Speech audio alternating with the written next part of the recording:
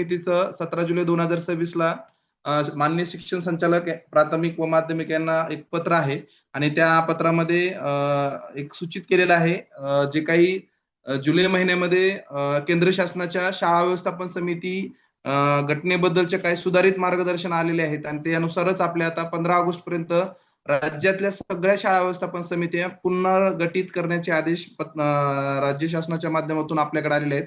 SCERT कडून आलेले आहेत. त्याचे काही संदर्भ पत्र आपल्या समोर आहेत. ते पत्र मी आपल्या ग्रुपवर पण टाकेल आणि काय बदल आहेत शाळा व्यवस्थापन समितीच्या मासिक बैठकीमध्ये ते थोडक्यामध्ये आपल्या समोर मी मांडतो जास्त वेळ न घेता. थोडीशी रचनेमध्ये बऱ्याच पद्धतीमध्ये बदल झालेला आहे आणि तो बदल आपल्यासमोर मांडण्याचा प्रयत्न करतोय.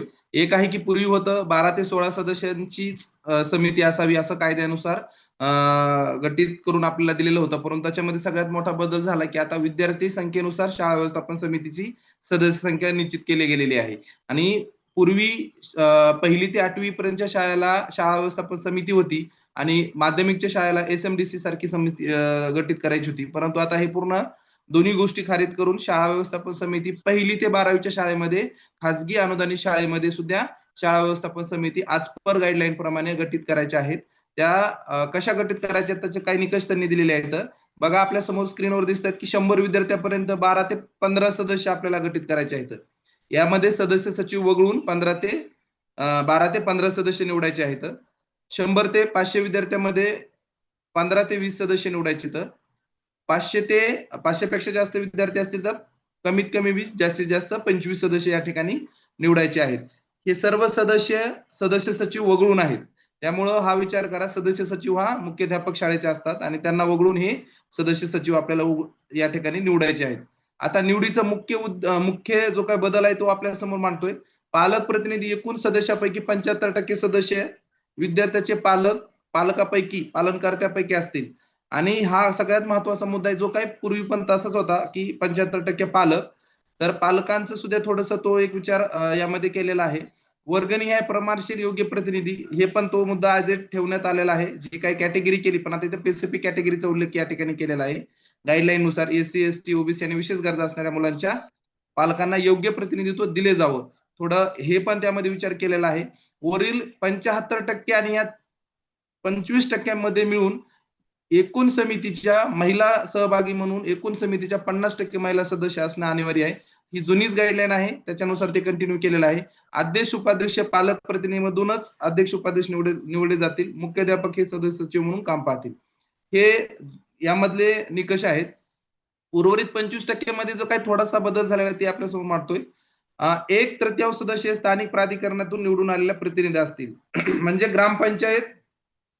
ग्रामपंचायत सदस्य जे आहेत ते आपले 75% सदस्यामधून जे काही आपण निवडतोय त्याच्यामध्ये आपल्याला जे काही 1/3 प्रतिनिधी निवडून या ठिकाणी प्रतिनिधी ग्रामपंचायत सदस्याचे घ्यायचे आहेत. याच्यामध्ये ग्रामपंचायत सदस्य हे ग्रामपंचायतच्या माध्यमातूनच येतील, त्याची निवड ग्रामपंचायत सरपंचाच्या माध्यमातून होईल. त्यासाठी समिती सदस्य सचिवांनी ग्रामपंचायतला कळवण्याची जुनी जी काही प्रक्रिया आहे आपली पत्र देणं वगैरे आणि त्यानुसार त्यांना ते सदस्य घेणे. शाळेतील 1/3 शाळेतील शिक्षक, याच्यामध्ये पण शाळेतील शिक्षकांनी सदर समिती सदस्य शिक्षक प्रतिनिधी म्हणून त्या ठिकाणी द्यायचा. त्याचा निर्णय निवडण्याचा शाळेतील शिक्षक मुख्याध्यापक यांना आहे. त्यांनी ते एकत्र बैठक घेऊन ते शिक्षकाची निवड त्या ठिकाणी करायची आहे. त्यानंतर दुसरा जो काय तिसरा मुद्दा आहे 25% मध्ये स्थानिक शिक्षण प्रेमी. आता याच्यामध्ये स्थानिक शिक्षण प्रेमी कोण आणि कसा हे सगळ्यात चर्चेला जायचा विषय, त्यामुळे आता तो डिफाईन करूनच दिलेला आहे कोण असावा. स्थानिक शिक्षण तज्ञ, विषय तज्ञ, शिक्षण तज्ञ, वरिष्ठ विद्यार्थी, माजी विद्यार्थी, अंगणवाडी सेविका, आशा परिचारिका आणि सामाजिक कार्यकर्ता अंगणवाडीच्या अशा व्यक्तीपैकीच एक सदस्य त्या ठिकाणी आपल्याला निवडायचा आहे. असा एक थोडा यामध्ये एक राशो पण दिलाय की आता हे थोडक्यामध्ये आता थेरॅटिकल आहे की आता कसं निवडायचं उदाहरण म्हणून इथं आपल्या समोर दिलेलं आहे. 100 पेक्षा कमी विद्यार्थी असतील तर बघा 12 ते 15 सदस्य इथं घेतलेत 12. 75% मध्ये 9 पालक येतील आणि उर्वरित 25 मध्ये वरचे ए बी सी मधले जे काही आहेत ते 3 प्रत्येकी 1 सदस्य आणि 1 सदस्य सचिव. तसंच 100 ते 500 मध्ये 15 ते 20 सदस्य मध्ये आपल्याला निवडायचे असतील तर आपल्याला समजा 11 सदस्य आपण त्या ठिकाणी घेतोय आणि 15 सदस्य निवडत असताना आपण 11 सदस्य इथं पालकांमधून घेतोय आणि 4 सदस्य जे आहेत वरील एबीसी मधून प्रत्येक 1 आणि कोणताही एक गटातला अजून 1 सदस्य निवडू शकतो. तर हे निवडण्याचा अधिकार पण त्या ठिकाणी शाळा व्यवस्थापन समितीमधील सदस्य सचिव यांना आहे.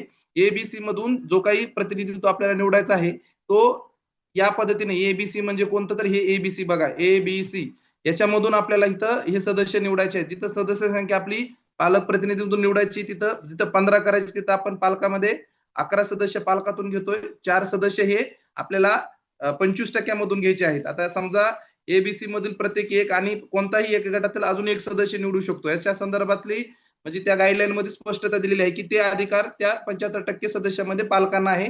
सदस्य सचिव म्हणून ते निवडण्याचा त्यामधून एक सदस्य अशा पद्धतीने ती निवड या ठिकाणी करायची आहे. एक सदस्य सचिव त्यामध्ये मुख्याध्यापक म्हणून आपला ऑलरेडी असणारच आहे. त्यानंतर 500 पेक्षा जास्त जी काही विद्यार्थी संख्या असणार आहे त्या ठिकाणी समजा आपल्याला 20 सदस्य संख्या निवडायची असेल तर पालकांमधून 15 सदस्य आणि एबीसी मधील प्रत्येक एक आणि कोणत्याही 2 गटातील अजून प्रत्येक एक एक म्हणजे एबीसी मधून परत 2-2 असे 5 सदस्य त्या ठिकाणी निवडायचे आहेत. असे एकंदरीत शाळा व्यवस्थापन समितीची रचना आपली केलेली आहे. आताच्या मुदतीच्या बद्दल विचारलाय सेम शाळा व्यवस्थापन समितीचा कार्यकाळ हा 2 वर्षाचा असेल. सदस्य सचिवाशिवाय इतर कोणताही सदस्य सलग 2 वर्ष 2 पेक्षा जास्त कार्यकाळासाठी पदावर राहू शकत नाही. हा एक बदल याच्यामधला आहे. पूर्वी असं काही बंधन नव्हतं की अध्यक्ष 5-5 वर्ष 6-6 वर्ष पण राहायचे. पण इथं 2 टर्म जर झाले त्यांचे तर तिसऱ्या टर्मला त्यांना कुठल्या सदस्यांना किंवा अध्यक्षांना त्या सदस्य म्हणजे समितीमध्ये राहता येणार नाही अशी एक नवीन सुधारणा झालेली आहे. पद रद्द होण्याच्या निकषामध्ये पण बऱ्यापैकी बदल झालेला आहे. पाल्य शाळा सोडून गेल्यास स्थलांतर झाल्यास पूर्वसूचनेशिवाय सलग 4 बैठकांना गैरहजर राहिल्यास किंवा संबंधित समिती सदस्यावर फौजदारी कारवाई झाल्यास सदस्यत्व संपुष्टात येईल. आता हा सगळ्यात मोठा बदल आहे. शाळा व्यवस्थापन समितीची बैठक बोलवतोय पण सदस्य येत नाहीत. अशा बाबतीत जर घटना घडत असतील तर आपल्याला ही समिती गठीत करत असताना हे मार्गदर्शिका डोळ्यासमोर ठेवून सांगता येईल की जो कुणी सदस्य सलग 4 बैठकीला पूर्व सूचना न देता गैरहजर असतील तर त्यांचं ऑटोमॅटिकली सदस्यत्व रद्द होईल. हे समिती सदस्यांचे त्या लेवलचे अधिकार आहेत. त्यानंतर निवडी प्रक्रियेबद्दलच्या जे काही सूचना आता त्याबद्दल गाईडलाईन आहे. वेळापत्र शैक्षणिक वर्ष सुरू झाल्यापासून 1 महिन्याच्या आत एसएमसीची स्थापना करावी. समिती स्थापनेच्या वेळी पालकाची किमान पहिले 75% पालक सभेसाठी पालक असावे असा निकष होता, परंतु तो बदलून आता किमान 50% उपस्थिती कोरम आवश्यक आहे. समिती स्थापन झाल्यावर दुसऱ्या दिवशी किंवा 1 आठवड्याच्या आत समिती पालक सदस्यामधून अध्यक्ष उपाध्यक्षांची निवड करावी. तर हे आपल्याला ही सर्व गाईडलाईन मी आपल्या समोर टाकतोच, परंतु जे काही शाळा व्यवस्थापन समितीच्या अनुषंगाने नवीन आता जो काही केंद्र शासनाचा जी-आर आलेला आहे तो जी-आर मध्ये सविस्तर या गाईडलाईन मध्ये आपल्याला सर्व मार्गदर्शन दिलेले आहेत. शाळा व्यवस्थापन समिती ही शाळेच्या अत्यंत महत्वाचा भाग आहे. शाळा विकासामध्ये आपल्याकडे आता जे काही वेगवेगळे लोकसहभागाचे उदाहरण आपल्या समोर मांडले गेले होते त्या उदाहरणामधून फक्त एवढंच गोष्ट अधोरेखित मला करायची आहे की शाळा व्यवस्थापन समितीच्या माध्यमातून शाळा विकासाचा मोठा बदल घडवून आणता येऊ शकतो. म्हणून शाळा व्यवस्थापन समितीची रचना आहे ही आपण कायद्याच्या निकषानुसार व्यवस्थितरित्या केली तर आपल्याला भविष्यामध्ये कुठल्याच प्रकारचा त्रास होणार नाही आणि कुठल्याच प्रकारच्या गोष्टीवरती पण आपल्याला पुढे ह्या मदतीची भावना सगळ्यांची होईल. म्हणून कायद्याच्या निकषाला धरून शाळा व्यवस्थापन समिती गठीत करावी आणि त्याची डेडलाईन पण 15 ऑगस्ट पर्यंत ही घटना गठीत करण्याचा आदेशित आहे. तसं शासन निर्णय पण आपल्याला राज्य स्तरावरून प्राप्त झाले. त्याचं पण प्रत मी तुम्हाला आपल्या ग्रुपला टाकून देणार आहे. आता ह्याच्यामध्ये खूप चांगले आणि सविस्तर पूर्वी तरी थोडंसं कन्फ्युजन गोंधळ होते पण आता एकदम स्पष्ट गाईडलाईन आपल्याला या ठिकाणी शाळा व्यवस्थापन समितीच्या अनुषंगाने दिले गेलेली आहे. त्यामुळं आपण जास्त मी पुढच्या विषयाला जास्त वेळ लागणार आहे म्हणून मी खूप शॉर्ट मध्ये आपल्यासमोर विषय मांडतोय. शाळा व्यवस्थापन समितीची पुनर्रचना करत असताना या गाईडलाईनचा बारकाव्यामध्ये अभ्यास करा आणि अभ्यास करूनच समितीमध्ये या अनुषंगाने निवड प्रक्रिया करावी एवढंच यामध्ये आहे आणि याची 15 ऑगस्ट ही लास्ट डेट असणार आहे. त्यामुळं शाळा व्यवस्थापन समितीमध्ये सगळ्यात मोठा जो काय बदल झाला ते नेमकेपणानं जे बदल झाले तेवढाच मी आपल्या समोर मांडलेला आहे. बाकी पूर्वीसारखे त्यांचे कर्तव्य जबाबदाऱ्या त्यांचे कार्य हे सगळे आज पर पूर्वीच्या शाळा व्यवस्थापन समितीच्या मार्गदर्शक सूचनेनुसारच आहेत आणि पूर्वीची शाळा व्यवस्थापन समितीची जी काही 2010 चा शासन निर्णय आहे त्याच्यामधल्या बऱ्याच मार्गदर्शक तत्वाचा विचार करून या मार्गदर्शक तत्वाची निर्मिती करण्यात आलेली आहे. त्यामुळे शाळा व्यवस्थापन समिती आपल्याला गठीत करत असताना या सर्व गोष्टीचा विचार यामध्ये करायचा आहे. त्यामुळं पुढे जात काही जरी अडचण आली तरी पण यासाठी संबंधित वरिष्ठ अधिकाऱ्यांसोबत सुद्धा आपण यावरती चर्चा करू शकता. त्यावरती मार्गदर्शन आपल्याला नक्कीच मिळेल. मला वाटतं की हा विषय खूप फास्ट घेतलेला आहे. पण जरी पण कुणाला कन्फ्युजन असेल तर माझा नंबर लिहून घ्या आणि नंबरवरती मला पर्सनली कॉल करून जरी विचारलं तरी आपण याच्यावर सविस्तर या ठिकाणी बोलूया. माझा नंबर आहे 95 27 52 55 96. 95 27 52 55 96. चॅट बॉक्स मध्ये मी नंबर टाकून देतो. तो नंबर घ्या आणि ज्यावेळेस तुम्हाला काही याच्यामध्ये कन्फ्युजन वाटले तर ते कन्फ्युजन सुद्धा आपल्याला चर्चा करून शॉर्ट आउट करता येतील.